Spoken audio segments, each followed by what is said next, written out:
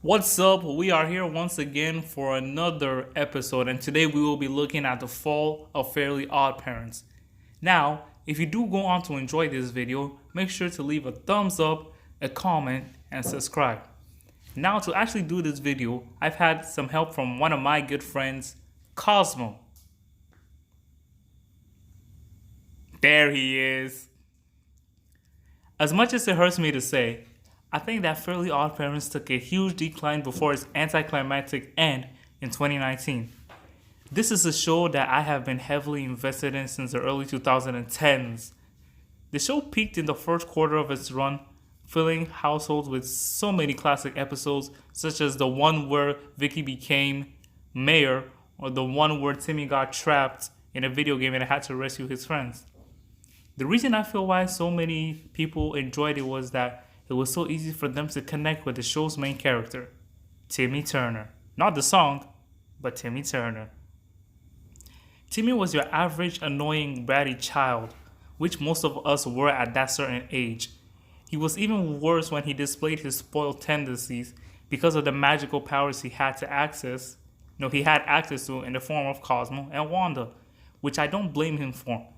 Because how many of you wouldn't go overboard with two magical fairies who could grant your every wish? I would probably have my own kingdom by now, but I'm just saying.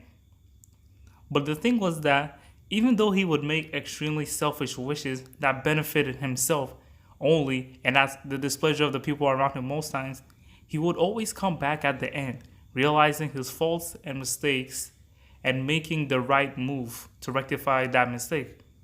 Over the course of time, he was developing into a more mature character with defined morals. And I think that was something most tweens could identify with, which improved the quality of the show alongside the comedic moments, especially inspired by Mr. Crocker and his comedy gag, The Fairly Godparents, and his ignorant parents, especially his dad. I know we all develop a hate for Vicky, the babysitter, As kids, even Schemas the Slum God, one of my favorite rappers, tells a tale of how we do not mess with Icky Vicky. I think the show should have ended around season 7 or season 8, because from there, the crew was worn out and wouldn't be able to produce content as good as they had. But Nickelodeon wanted to milk the heck out of the show, as it was one of their best performing shows at that time. And you can tell that the quality just took a huge dip from around season 13, 14 going. And then the show was less about the adventure and more about ridiculous events happening. Kind of like SpongeBob. It really sucks because that basically erased all the development Timmy had experienced and turned him back into the tween we all despise. What was even worse was the introduction of Sparky, a magical dog, and Chloe. Now, I can make a video on why Chloe is the single worst thing that could have happened to Fairly Odd Parents. Leave it in the comments if you want me to. At least with Sparky, they could have done something about it and churned out some really great content. But Chloe, she was instrumental to the downfall of the show. Let's call the time in which Chloe joined the Chloe era. Now, the Chloe era of the show marked the worst period of Fairly Odd Parents for me. The characters were all dumbed down to an astronomically low level, which sucked for older audiences who grew up watching the show.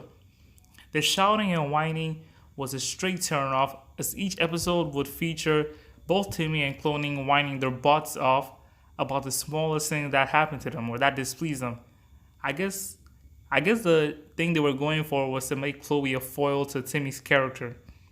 She was supposed to be this mature, nature-loving, school-loving, goody-goody two-shoes, but man, she was straight up trash. She was just trash. You know those people who always say don't eat meat, don't eat sugar, you gotta stay healthy, you gotta do the right thing all the time? Yeah, she was like that, but multiply it by infinity. I don't think I can stress how useless and dumb a character she was, and it really ruined the dynamic Timmy, Cosmo, and Wanda and the rest of the gang had going. I also like that they tried to include Timmy's dad, Mr. Crocker, and later on Catman into more plots, but I just felt that it didn't work out.